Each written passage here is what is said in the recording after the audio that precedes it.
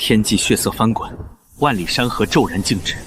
修仙大学后山，万魂幡现世，仿佛连星辰都在颤抖。传闻中，这是能震慑天下魔头的至宝。我要让世人知道，正道、魔道、散修，所有人的恐惧，而这一切才刚刚开始。苏晨，你昨晚去后山干什么？有人亲眼看到你在那里布阵。后山？他承认了，他真的在后山布置了魔阵。不是魔阵，是我新买的全息普法头选仪在试运行。我提前向教务处报备过了。顺便我给你们普及一下修仙公共区域使用规范第3章第7条。哥们儿，你快别普法了，论坛都炸了，说你是魔道卧底，准备血祭全校。我血祭？我连杀鸡都不敢，我血祭什么啊？等等，这已经构成诽谤了。根据修仙界名誉权保护法，造谣传播达到一定范围之后，还可能涉及进一步的法律责任。啊，他为什么3句话不离法律？这绝对是魔头在伪装。这位同学，你的逻辑有严重漏洞。如果我是魔头，我为什么要给你们普法？让你们懂法，然后来告我吗？检测到宿主行为被误解为魔道行性，恐惧值加78，怀疑值加92。又来，请在24小时内让至少50名师生对你的魔头身份深信意志。任务失败惩罚，修为归零。我不，我苏晨就算饿死，从这里跳下去，也绝对不会当什么魔头。我觉得我们可以商量一下。那个，大家要不要继续听我讲讲反魔道渗透法？苏晨，你变了！你以前都只讲学生权益保护法，现在居然开始讲反魔道渗透法了。你果然是魔头，想研究怎么反侦查。浩然，你是我室友啊，你难道不了解我吗？就是因为了解你，我才确定你太正常了，正常到不正常。什么意思？哪有好人天天研究法律的？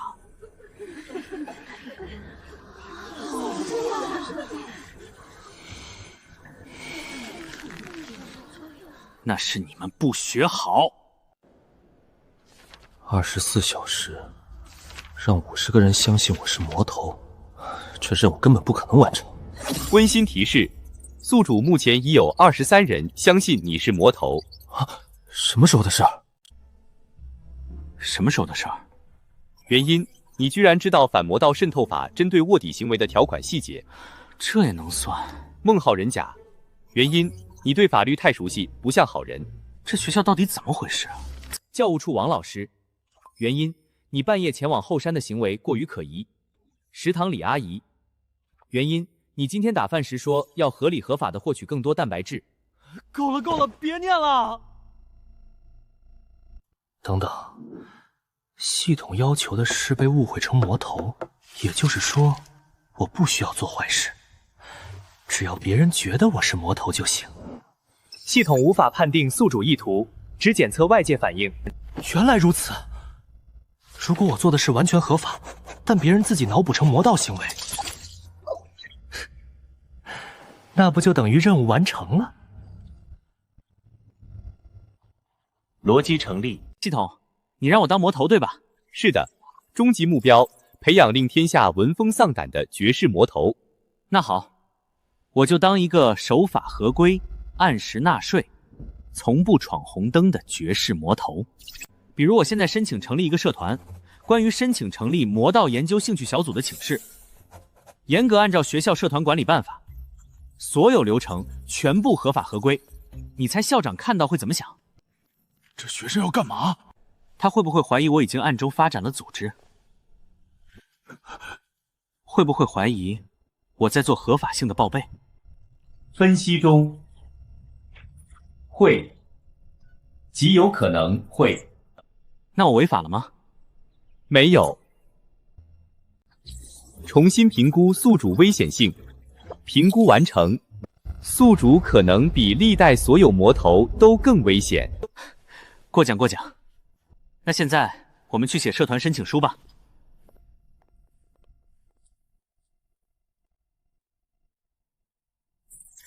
我是不是绑定错人了？苏晨，你来干什么？校长好，学生苏晨申请成立一个新的学生社团，这是申请书，请校长审批。哦，申请社团啊，吓我一跳。什么社团？又是什么修仙宝法协会？不是，我想成立的是魔道理论研究与实战模拟兴趣小组。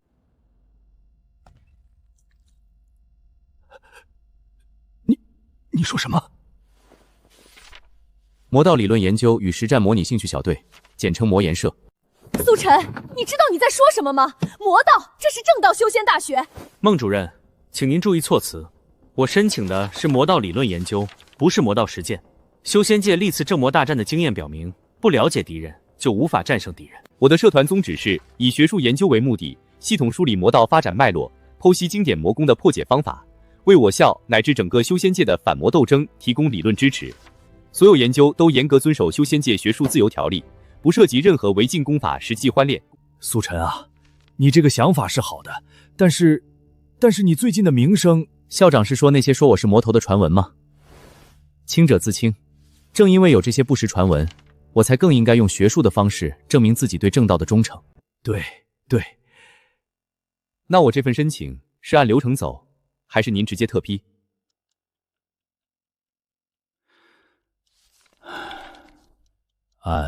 按流程走。多谢校长，那我先告辞了。10个工作日内我等通知。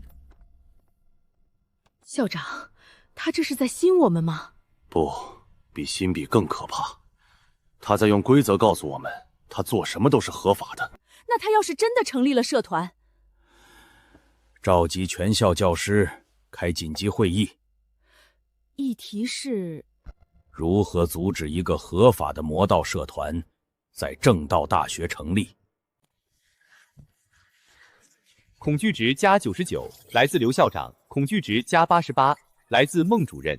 任务完成，完成度128%，已创建新魔本，合法合规型魔头。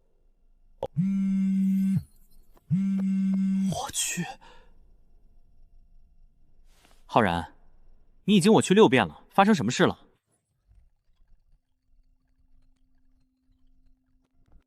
你自己看。别人当魔头偷偷摸摸，他当魔头打申请报告。最骚的是校长还没法拒绝，因为他的申请书完全符合规定。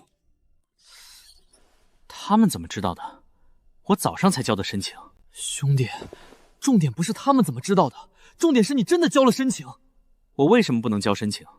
我说了，那是学术研究社团，研究魔道不像赶组，研究魔道不叫学术，难道研究怎么做饭叫魔道？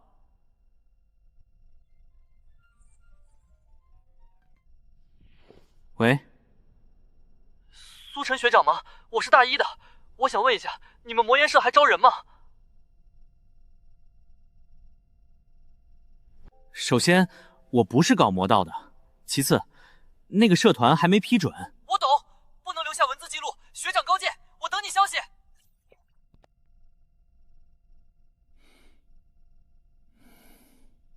恭喜宿主获得第1位准追随者。合法魔头模板正在加速传播。浩然，你说我现在退学还来得及吗？来不及了。为什么？退学需要社团负责人签字，但那个社团的负责人就是你。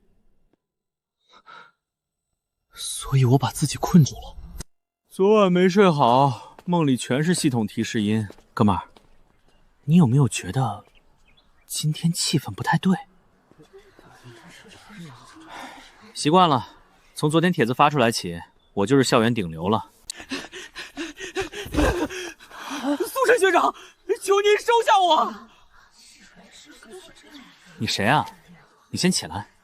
你是昨晚打电话的那个？我是昨晚给您打电话的大一法器械赵元宝学长。我从小就是看魔道故事长大的，绝世魔尊、万魔之皇我都倒背如流。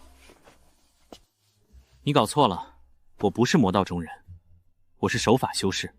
就是这个，就是这种表面手法、暗中布局的气质。学长您太强了。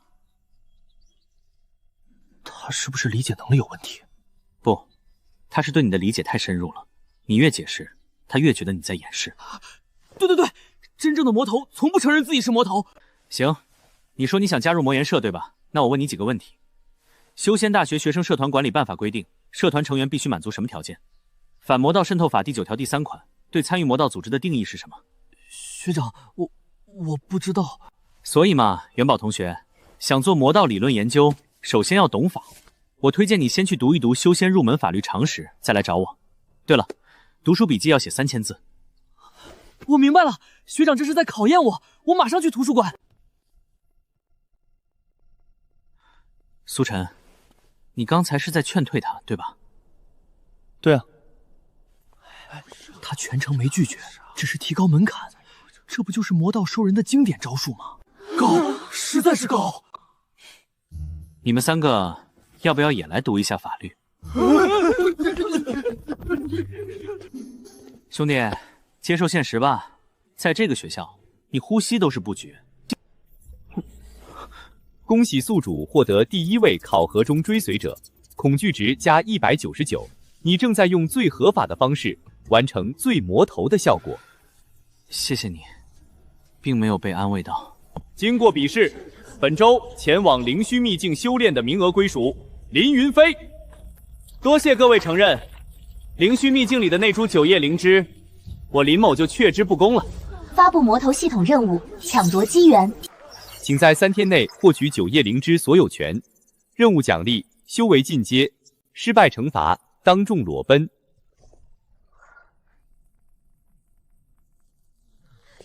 怎么了，哥们儿？脸色不太对。浩然，我问你一个问题：如果一个人合法的从另一个人手里拿走一个东西，这算抢吗？合法的当然不算抢啊，但问题是人家凭什么给你？是啊，凭什么？如果他心甘情愿呢？你又要干什么？苏晨，你来干什么？是不是又要搞什么伏法宣传？林师兄，恭喜获得名额。不过我想问一句，你对9叶灵芝了解多少？当然了解，9叶灵芝300年份，使之可增进修为一个小境界。那你知道9叶灵芝的采摘规范吗？根据《仙盟灵药管理条例》第10条，采摘300年份以上天材地宝，需要灵药采摘资格证。第21条，采摘前需向当地灵药管理协会报备，获得采集许可。第36条，采摘9叶金枝这种濒危灵药，需要额外提供可持续采摘方案。林师兄，你现在面临3个问题：第一，没有报备，采摘行为属于违规，灵芝可能被仙盟没收；第二，没有可持续方案，你可能被列入破坏灵药资源黑名单；第三，这些东西办理周期至少半个月，等你办下来，名额早过期了。那怎么办？我有个提议，我恰好有灵药采摘资格证，也熟悉报备流程，方案模板我这里有现成的。如果你愿意把灵芝所有权让给我，我可以帮你完成所有合法手续。你想抢我的灵芝？不是抢，是交易。苏晨师弟真是个好人，不仅帮我解决了合规问题，还多给了灵石。最重要的是，我以后就是灵药可持续采摘项目技术顾问了。他把你卖了，你还帮他数钱？什么又卖了？这是合法交易。苏晨师弟还给我科普了反魔道渗透法，这人简直是我见过最守规矩的修士。你明明帮了他，为什么大家都在害怕你？因为这些人不学法律，当你发现规则是这样写的，对方做的天衣无缝，你只会觉得这个人什么都能合法的做到。你这觉悟确实挺吓人的。任务完成，获得9叶灵芝所有权，恐惧值加333。恭喜宿主解锁成就，合法截胡。谢谢，但下次能不能换个正常的任务？圣女，你已经看这个直播3天了，这个苏晨到底是什么人？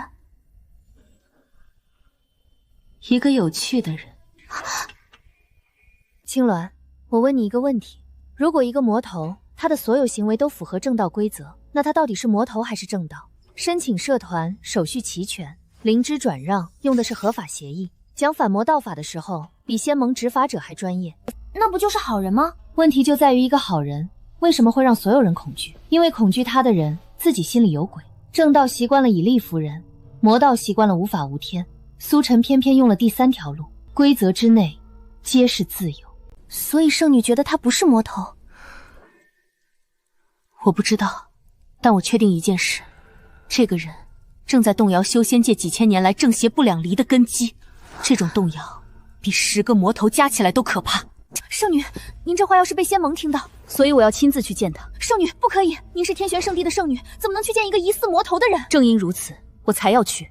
如果他是魔头，我会亲手镇压他。但如果他不是，那我必须弄清楚真相。可是您的修为和气质，怎么藏得住？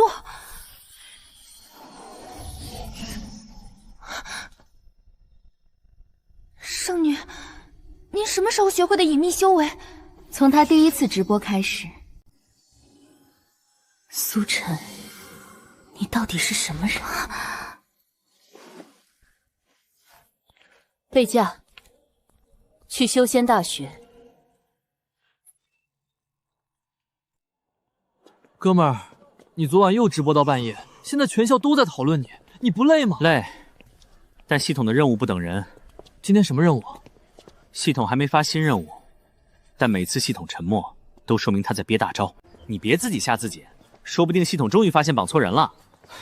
以我对他的了解，他只会觉得我越来越符合魔头标准。赵元宝，学长，大新闻，咱班来了个交换生，而且是个超级漂亮的女修，据说还是某个隐士圣地来的，而且他点名要来我们班。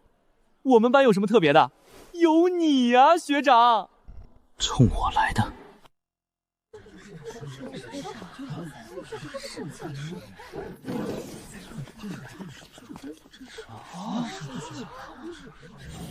气质不对。他就是苏晨。你就是苏晨同学吧？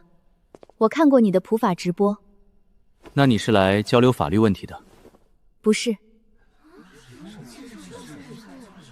我想加入你的社团。你说什么？我想加入修仙法律援助与政策咨询中心。哥们儿，圣地交换生主动加入你的社团。你的研究方向是什么？如何在现有规则框架内实现最大程度的自由？他为什么知道这句话？很有深度的研究方向。加入社团要通过测试。题目：论正魔划分的法律依据与社会根源。3000字，引用不少于5部法典。可以。10天内交。不用，3天。你的直播和相关法条，我基本都看过。好，我等你的论文。哥们儿，他看你的眼神不一样，像在看一道有趣的谜题。有趣的谜题。检测到重要剧情人物江离接近宿主，真实身份天玄圣地当代圣女。宿主，你好像摊上大事了。天玄圣地圣女，堂堂圣女跑来当交换生。他正在对宿主进行近距离评估，评估结果可能影响天玄圣地对宿主的最终态度。简单来说，如果他认为宿主是魔头，天玄圣地可能出手。但我不是魔头啊！魔头系统相信宿主，问题是他信不信？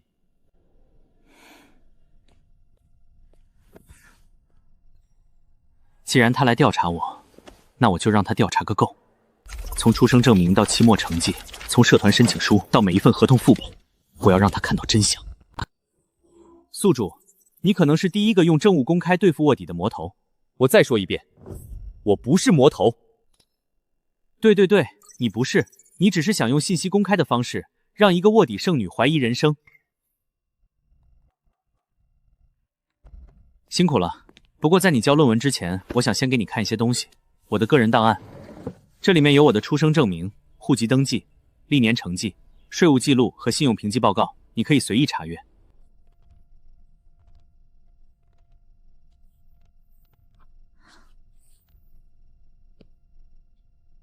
你连灵药交易都不收？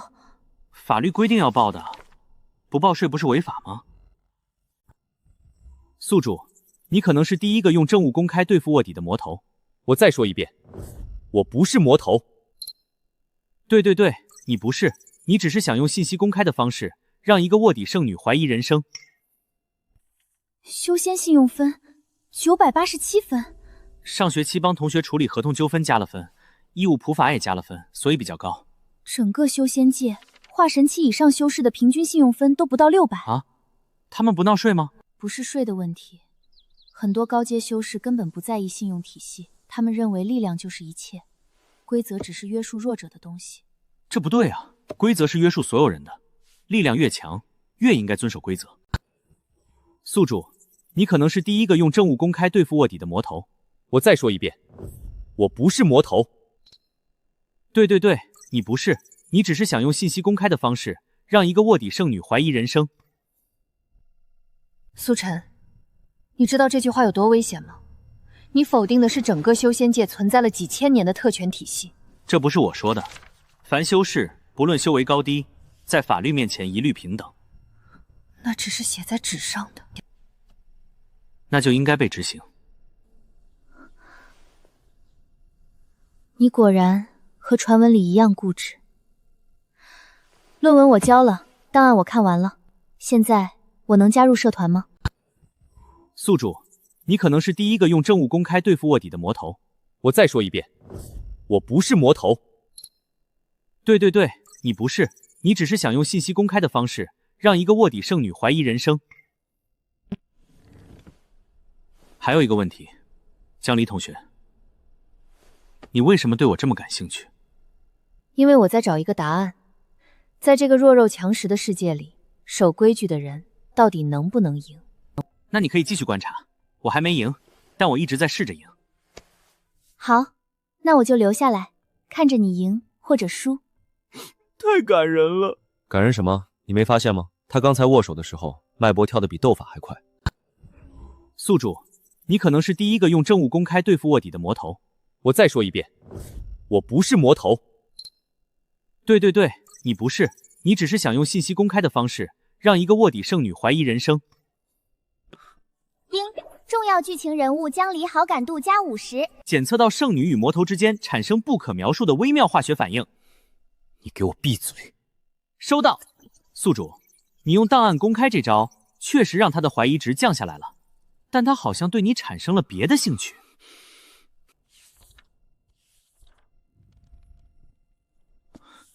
叮，你能不能别总突然叮？大半夜很吓人的。主线任务第2阶段已解锁。宿主，你可能是第一个用证物公开对付卧底的魔头。我再说一遍，我不是魔头。对对对，你不是，你只是想用信息公开的方式，让一个卧底圣女怀疑人生。主线任务第2阶段已解锁，任务名称：炼制魔道至宝万魂幡。万魂幡，万魂幡，魔道10大至宝之一。炼制方法：收集1万条生魂，封印于幡中，生魂越多，威力越强。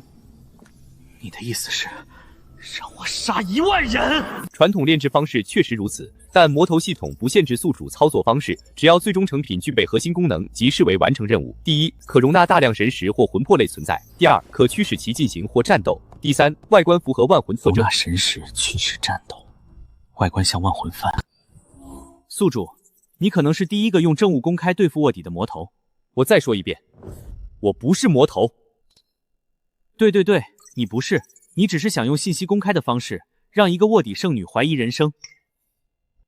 等等，生魂的定义是什么？脱离肉体的修士神识即为生魂。如果修士自愿分离一缕神识寄存呢？理论上算神识抵百地弹。神识是修士自己的东西，所有权包含处分权。既然能处分，那就能转让、出售、抵押。如果修士急需灵石，把神识抵押给我换资源，我就能够获取他们的神识，这叫神识交换。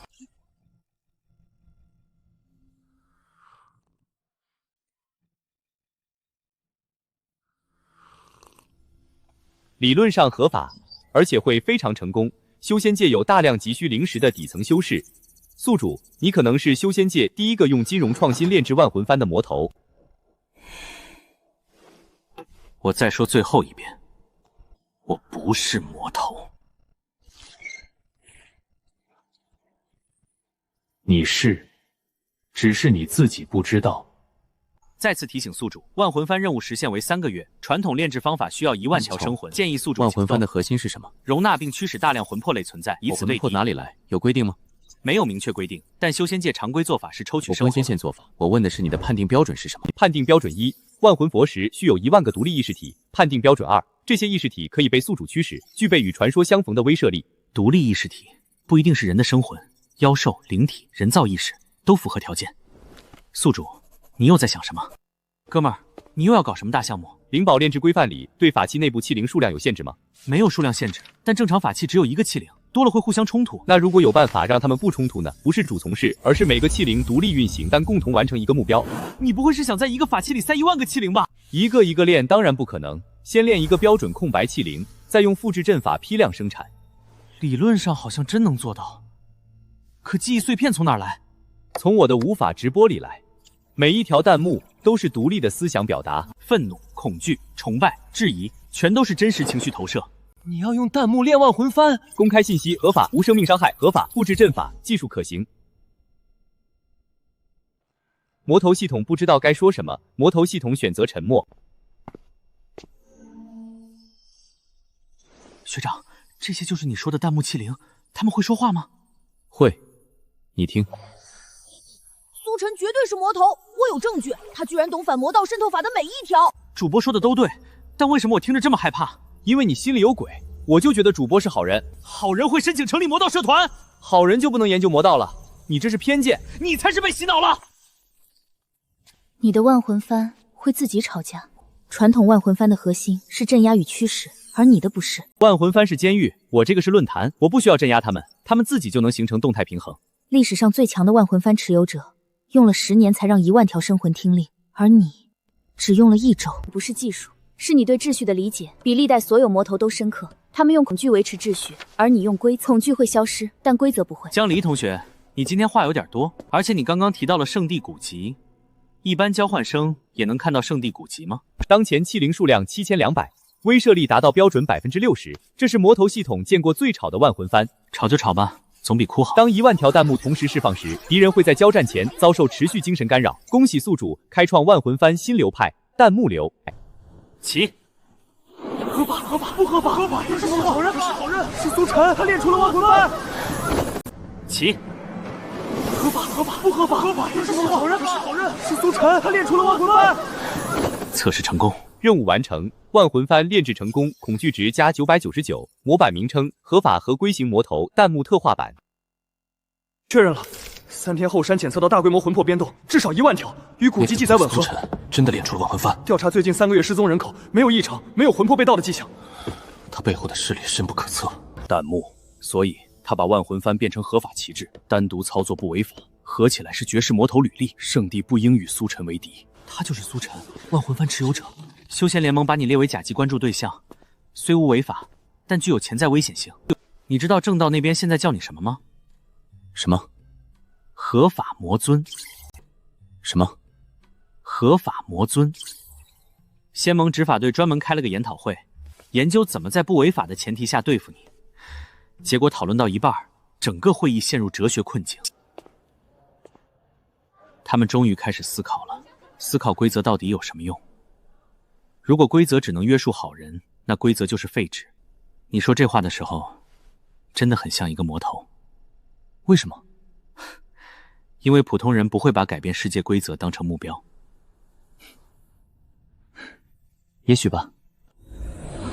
对付筑基期，他们竟然出动3大掌门！别出去，那是3才困龙阵，化神期都破不了。不装了。那你为什么不戳穿我？你在观察我，我也在观察你。观察结论，你不是来害我的，这就够了。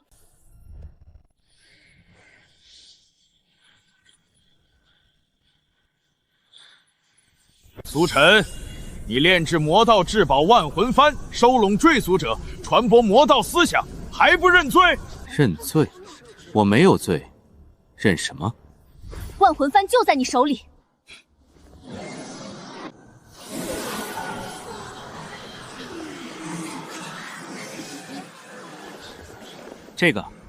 这是我合法炼制的法器，已在仙盟法器管理科登记，编号114514。就算法器合法，你收拢追随者，建立势力，也是魔道行径。修仙法律援助与政策咨询中心，学校正式注册学生社团，指导老师是法学院副院长。你直播传播魔道思想，蛊惑人心。法器持有者法律责任，全部录像存档，欢迎逐帧审查。如果有任何一条违反仙盟法律，我现在就认罪。你钻规则空子，比直接违法更恶劣。规则空子也是规则的一部分。如果你们觉得空子太多，该改的是规则。我不跟你辩论，修仙界靠实力说话。今日我等替天行道。一剑，你干什么？师傅，不能动手。他没有给我灌迷魂汤，他昨天说流程走完随时奉陪。谢谢。我不是帮你，我是帮一个愿意守规则的人。天玄圣地的圣女，你也要保她？我不是来保她的，我是来替她作证的。她没有杀过一人，没有违过一次法，没有害过无辜。各位掌门，今日你们围攻我，是因为觉得我危险，但我从未违法。规则还有意义吗？如果规则没有意义，正道和魔道又有什么区别？你们一直说我是魔头，但我做的所有事都在你们制定的规则之内。如果遵守规则的人是魔头，那只能说明一件事：你们的规则本身就是不合理的。他说的对。真人，不能动手了。今天杀了苏晨，明天整个修仙界都会说正道联盟杀了一个守法的人。